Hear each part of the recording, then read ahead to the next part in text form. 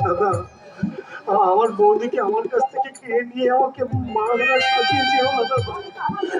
আমাকে তুমি কাঙাল করে দিও না দাদা। বৌদি, তুমি তো আমার মা। বৌদি, তুমি তো আমার মা। মাকে ছেড়ে ছেলে কি কখনো দূরে থাকতে পারে? নাকি ছেলেকে ছেড়ে মা কখনো দূরে থাকতে পারে? জ্বরে তো তোমার গা পুড়ে যাচ্ছে। যাদের ডাকে জ্বর অসুখের ভয় করলে তাদের চলে না দাদা। চলে ছড়াকল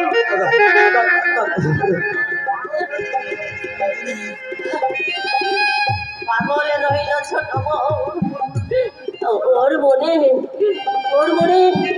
তুমি কোনোদিন দুঃখ দিও না। ও যদি চোখের জল ফেলে, আমি যত দূরেই থাকি না কেন, ওর কান্না আমি শুনতে পাবো। আমার এই বুকে লাথি মেরে পড়ো। সত্য থেকে কাজ নেই বকুল চলেছে। পাগল আমার বুকের স্পন্দন। বৌদি, আমার মা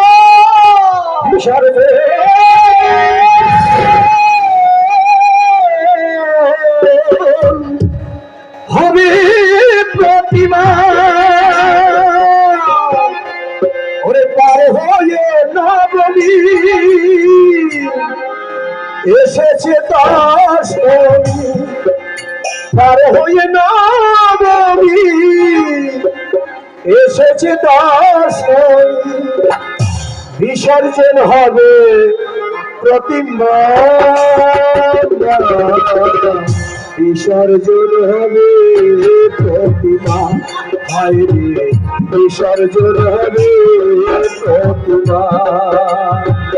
পার হয়ে নবমী এসেছে দশমী, পার হয়ে নবমী এসেছে দশমী, বিসর্জন হবে প্রতিমা,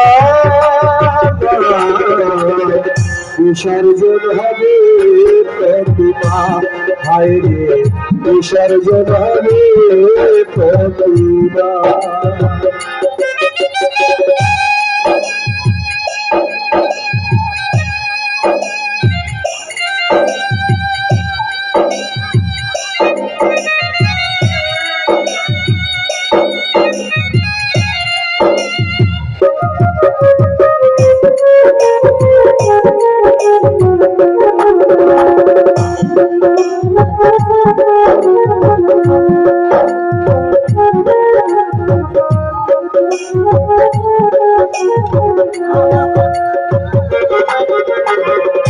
আর দেখো না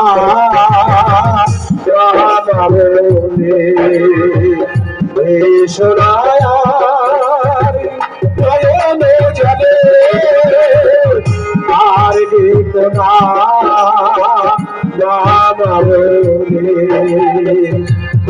সোনার নয়নে জলে, বিদায় রাগিনী তুলেছি সানাই, বিদায় রাগিনী তুলেছি সানাই, আজ বিজয়ার বাজনা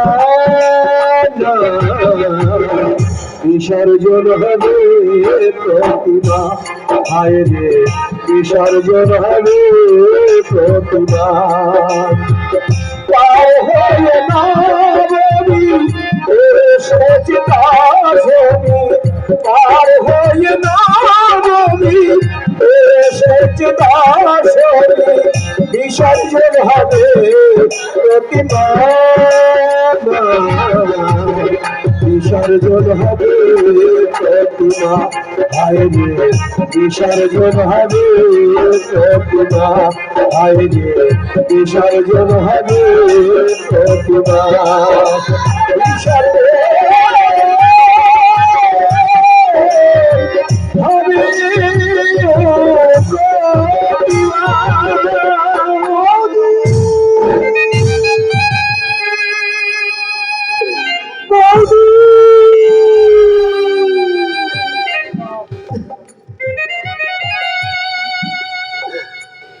চলে গেল গোপীদা, চলে গেল। আমার দাদা বৌদি আমাকে ছেড়ে এই সংসার ছেড়ে চিরদিনের মতো চলে গেল। আমি জানতাম ওরা একদিনই চলে যাবে, আমার এই পাঁজর ভেঙে দিয়ে চলে গেল রে গোপীদা। আমি এখন কেমন করে বাঁচবো? অনেক আঘাত বুকে নিয়ে বেঁচে থাকার নামই তো জীবন। ভিক্ষা না নিয়ে চলে যাচ্ছ যে? ভিক্ষা? যার হাতে আমি ভিক্ষা নিতাম সেই যখন এই বাড়ি থেকে চলে গেল, আরে কোনোদিন আমি ভিক্ষি নিতে আসবো না, কোনোদিন ভিক্ষি নিতে আসবো না, কোনোদিন না, কোনোদিন না, কোনোদিন না। দাদা বৌদিকে নিয়ে কত মধুর স্বপ্ন এঁকেছিলাম এই মনে। আজ আমার সব স্বপ্ন দুঃস্বপ্ন হয়ে ওই শূন্যে মিলিয়ে গেল। মানুষের মতো কাঁদছো কেন? এই কান্নার শেষ হয়তো কোনোদিনও হবে না তমাল বাবু। হয় নেই তমাল বাবু, তোমার এই হতভাগ্য বোনাইয়ের চোখের পাতা দুটো হয়তো সারা জীবন ভেজা থাকবে, কিন্তু তোমার বোনের ঠোঁটের হাসি কোনো দিন ফুরবে না। তুমি আমি তোমাকে দেখছি আর অবাক হয়ে ভাবছি নীলিমা, ওই ভগবান তোমাকে কি উপাদানে তৈরি করেছে। মন্দির শূন্য করে দেব দেবী চলে গেল, অথচ তোমার চোখ থেকে এক ফোঁটা জল গড়িয়ে পড়লো না। তোমার এই মাথাটা নুয়ে তুমি তাদের পায়ে একটা প্রণাম পর্যন্ত করলে না। বাহ রে পাশানি বাহ, অশেষ অশেষ ধন্যবাদ। হয়ে গেছে আমার প্রণাম করতে, পায়ে কত ধুলো বাড়ি আছে তার ঠিক নেই। ছেড়ে দেবো। রাইট। এবার তোর আশা পূর্ণ হয়েছে, কাল সকালে ট্রেনেই কিন্তু আমাকে বাড়িতে ফিরতে হবে। কিন্তু দাদা, আবার কোনো প্রবলেমের সম্মুখীন হলে চিঠি দিয়ে আমাকে জানাস, আমি এসে সব সমস্যা সমাধান করে দিয়ে যাব। সে আমি জানি দাদা, যত বড় শক্তিশালী শিকারী হোক না কেন, তোমার চক্রান্তের একটা মাত্র বন্দুকের গুলিতে তাকে ঠান্ডা হয়ে যেতে হবে। বহু জন্মের পুণ্য ফলে তোমার মতো দাদা পেয়েছে, তাই সে আজ গর্বিতা, সে আজ ধন্য।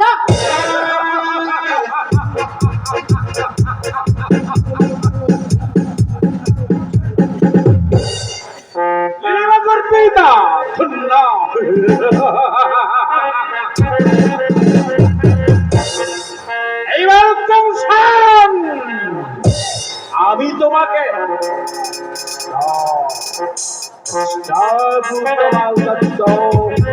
রিমেম্বার মনুষ্য চিন্তা কর্ম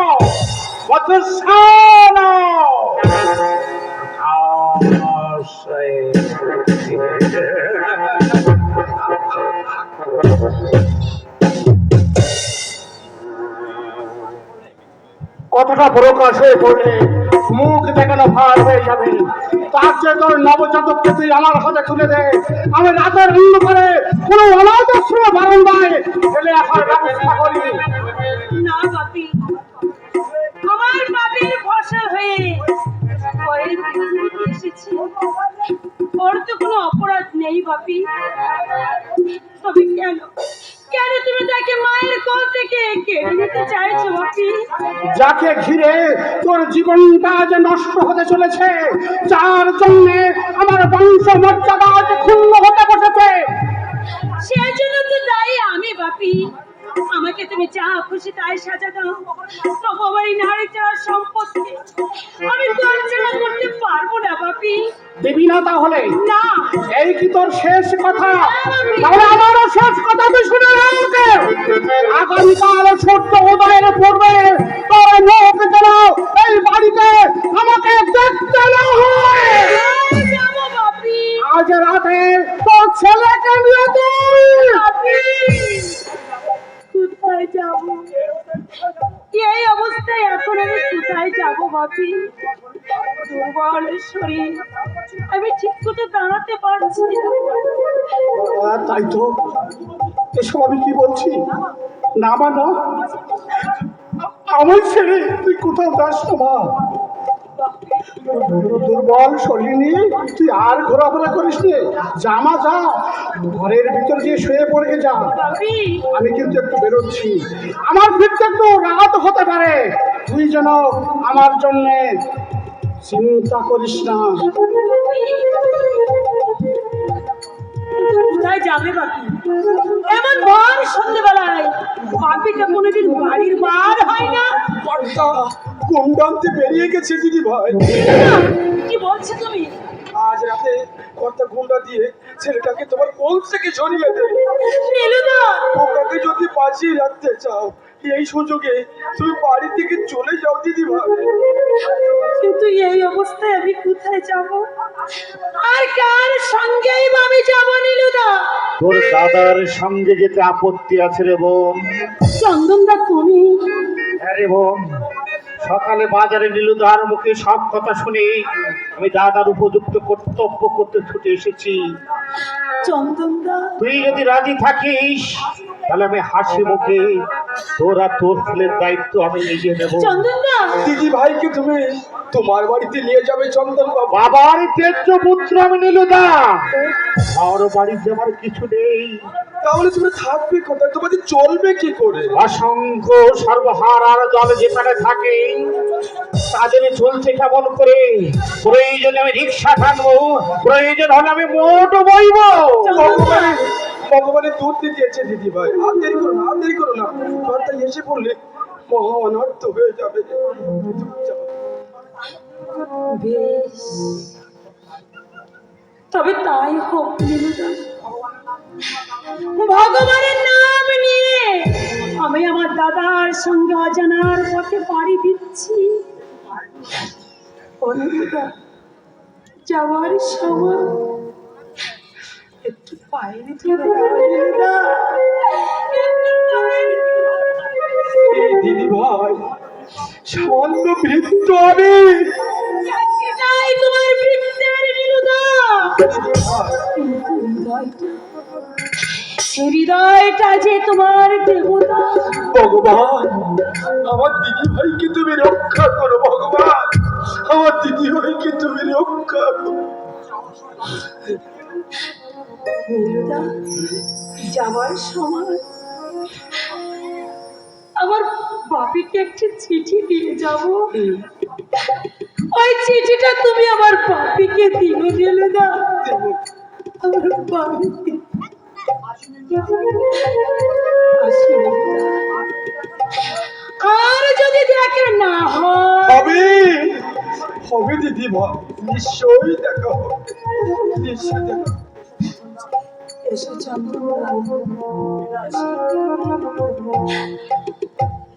বিদায় বাপি, বিদায়, বিদায় আমার স্বর্গবাসী মা, বিদায় নীলুদা, দিদি ভাই বিদায় আমার শৈশবের খেলা ঘর। সাবধানে থেকো দিদি ভাই, ভাঙা শরীর। ভয় নেই নীলুদা, কপালে যার পোড়া, আগুনে ঝাঁপ দিলেও সে পুড়বে না, আরে জলে ডুবলেও সে মরবে না নীলুদা, সে মরবে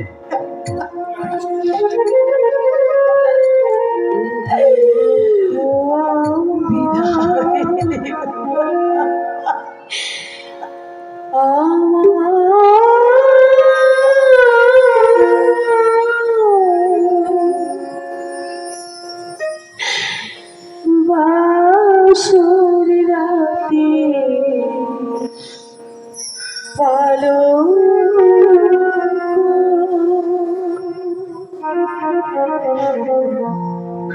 নিন্দায় দেব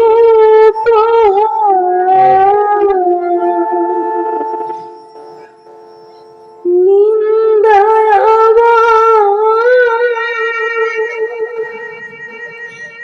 দেব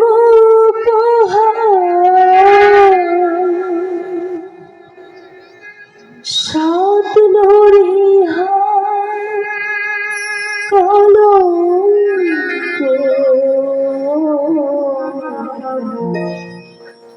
দুঃখ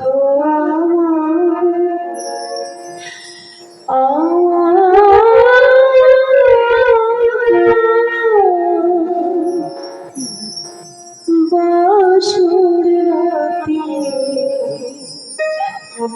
ভালো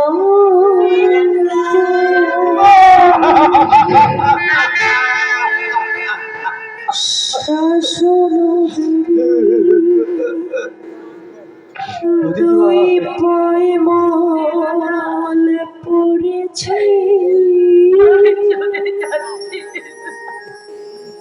অপবাদে কালে ছিল দুই চোখে তাই পড়েছি শাসন বেরি দুই পায়ে মাল পড়েছি অপবাদে কালে ছিল দুই চোখে তাই পড়েছি কপালের লেখা এখন বসন হয়ে কপালের লেখা এখন বসন হয়ে জড়িয়ে আছে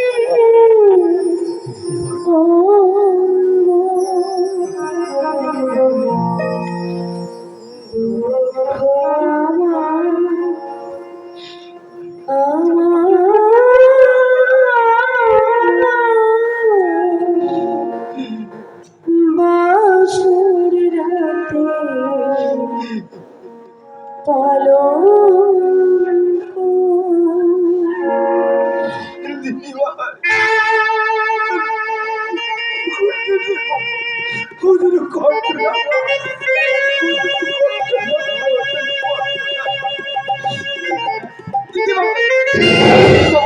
চন্দ্রবাবু, আমার আমার দিদি ভাইকে যে দুঃখের মুখ জীবনে কখনো আশীর্বাদ করো নীলুদা। ভগবান যেন এই হতভাগ্য দাদাকে তার দুঃখী মনের দুঃখ শক্তিটুকু দেয় নীলুদা। আমি ভগবানের কাছে দিন রাত তোমাদের মঙ্গল কামনা করবো চন্দ্রবাবু। যদি পারো মাঝে মধ্যে একটু ভালো মন্দ খবর দেওয়ার চেষ্টা করি। তাই করবো নীলুদা, আমি তাই করবো। পারুলের কথা ভেবে তুমি তুমি তোমার মনকে বেশি কষ্ট দিও না নীলুদা। চন্দ্রবাবু, পারুলের জন্যে আমাদের জীবনটা পণ রইল নীলুদা, তোর জীবনটাই পণ রইল। ও চন্দ্রবাবু, আমার আমার কুকুরকে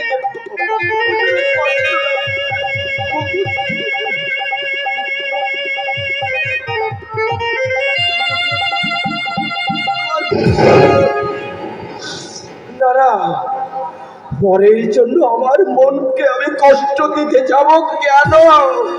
সে আমার কে? তবু কি শালার চোখ দুটো পাচ্ছে, খালি দর দর করে জল বেরিয়ে আসছে, জলই বেরিয়ে আসছে। আছে আছে, আর কিছুক্ষণ পরে আছে গুন্ডা রহিম আর কালু। মাত্র 250 টাকার বিনিময়ে আমার একটা বোঝা হালকা হয়ে যাবে। কি হয়েছে নীলু? সর্বনাশ হয়ে গেছে। মানে বলছিলাম, দিদি ভাইকে কোনো খুঁজে পাচ্ছি না। সত্যি? হ্যাঁ, এই দেখুন, তার বিছানার তলায় এই কাগজটা পড়েছিল। কই দেখি দেখি। এই তো চিঠি। আমার পারুল মায়ের হাতের লেখা, দেখি চিঠি গেছে। বুঝিও বাবা, তোমার বংশ মর্যাদা আমি ক্ষুণ্ণ করতে চাই না। আর আমার গর্বের সন্তানকে হারিয়ে আমি বাঁচতে পারবো না। তাই সবার আশীর্বাদে এই বাড়ি ছেড়ে আমি চলে গেলাম। তুমি আমাকে ক্ষমা করো। এটি তোমার হতভাগিনী মেয়ে পারু।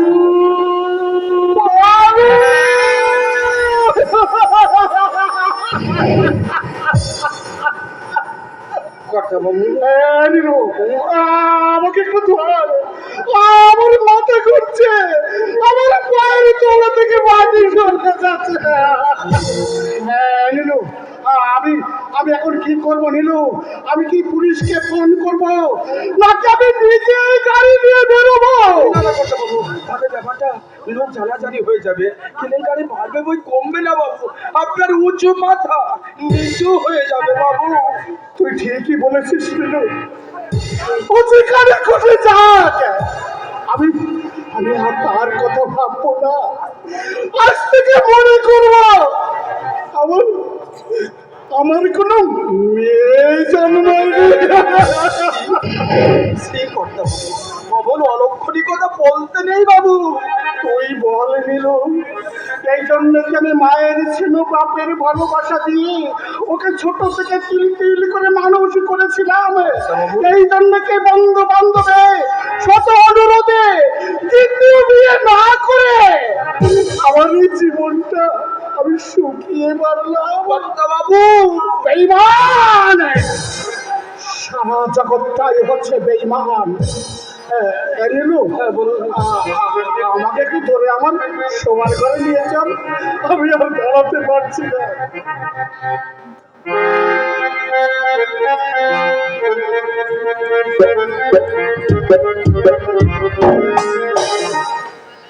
তোমারই কথা মতো টাকা কড়ি গয়না গাঠি জামা কাপড় সব নিয়ে আমি বাড়ি থেকে পালিয়ে পালাতে যদি চাও তাহলে শিগগিরই চলো।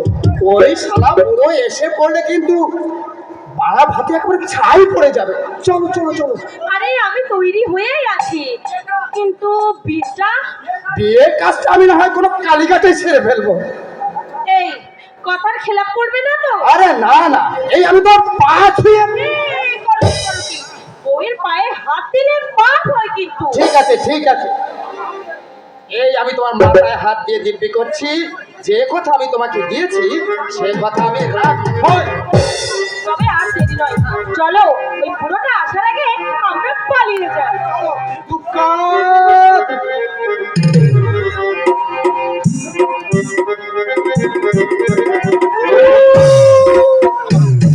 যুধিষ্ঠির ঘটকের চোখকে ফাঁকি দিয়ে পালিয়ে যাও কি চারটিখানি কথা? কে আবার কোথায় পালালো? ও দাদু বলো না দাদু, কে তোমার চোখকে ফাঁকি দিয়ে পালালো?